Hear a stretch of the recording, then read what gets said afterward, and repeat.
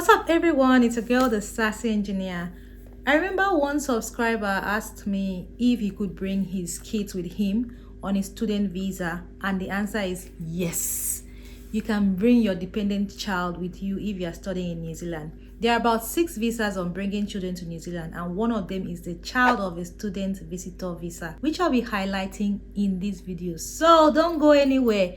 Watch to the end to get all the gist before you ask all the questions. I can tell when you don't. The other 2 types are on a separate video which will be on my channel.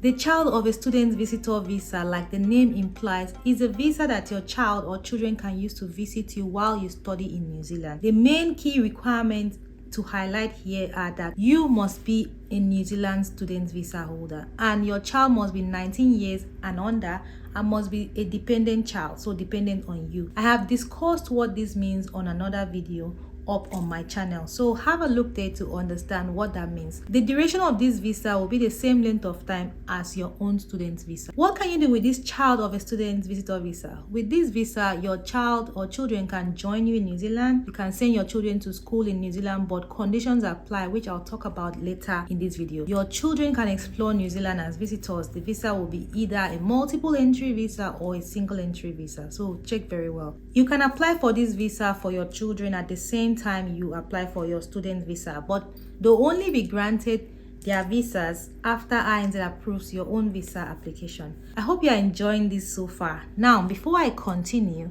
I would like to ask you that you subscribe if you haven't yet subscribed, and don't forget to watch the video to the end, like it and share it. Okay, all right, let's continue. There are some criteria that must be met for your child's visa to be granted.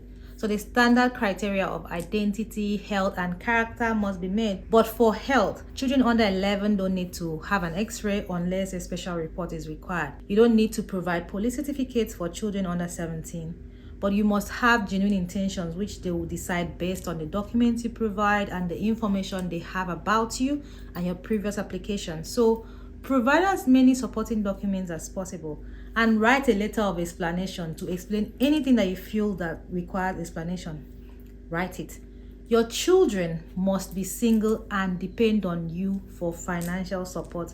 And for 18 to 19 years old, they must not have children of their own. These are some of the evidence that they may want to see. So if you have teenagers, especially 18 or 19 years old, you know those ones are technically adults. Then don't wait to be asked. Attach those documents. You must be a parent of your dependent child, whether biological or adopted, meaning you will need to attach their birth certificate or adoption papers. Another document that you can attach is evidence showing they have the right to leave their country of residence, especially if they will be traveling alone or with one parent. You know, all those custody, guardianship papers, etc., as you can see here. Student visa, your student visa, it says they will check their records, but if you have a student visa approved, still attach a copy of the visa or approval letter as supporting document. If you're still wondering about the details of student visa, this video is a great starting point. The basic info you need to know are all there. Now, funds. This is the dreaded criteria. In this case, it's similar to visitor visa fund requirement, which is $1,000 per month or $400 if you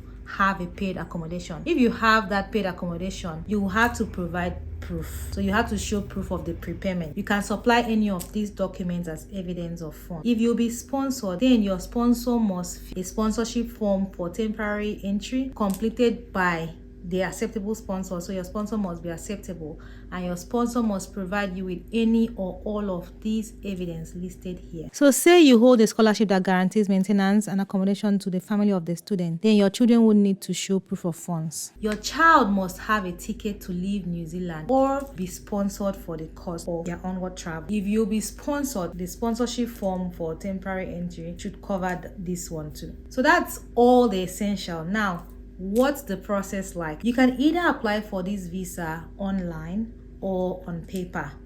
I prefer online, so I'm going to be using online here. First step is to submit your application. If it's online, you will fill the form online, submit the application, and pay the application fee, all online. You will need a Realme account, as I explained in this video that is showing at the top right corner. Application fee is $211. Then on top of that, there's an IVF levy of $35. So everything will be $246 in total. After that, you wait to hear from INZ. You don't need to go to the visa application center for anything if you applied online, unless Immigration New Zealand specifically instructs you to, which for most cases will be to submit passports. This is the current processing time for this visa. For documents, I've mentioned the key ones, but add more depending on your situation. Things to note for this visa is that your child can land in New Zealand and be refused entry permission. The last one is important, as it means you, if you are coming with them, or your children, if they are traveling with you or alone, should have a return ticket when landing in New Zealand. But if you or them kids don't, then be ready to show evidence that you can pay for it. Also, they could be asked for proof of funds based on the conditions of this visa. Then you have onward travel. The note says you could be asked for evidence, meaning either you have a return ticket or be ready to show you can afford one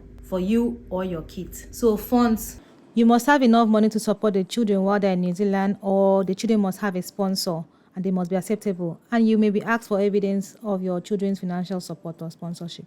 If they want to study for more than 3 months, they will need student visa. For dependent children, it's called dependent child student visa. And all you need to know about this visa is on my channel. Check the description box for links. Your children cannot work in New Zealand. Alright, that brings us to the end of this video. I hope you found this useful. If you have a work visa, click the link in the description box to learn what you need to know about bringing your children. Remember to subscribe, like, and share. And until next time, I am the Sassy Engineer. I see you there.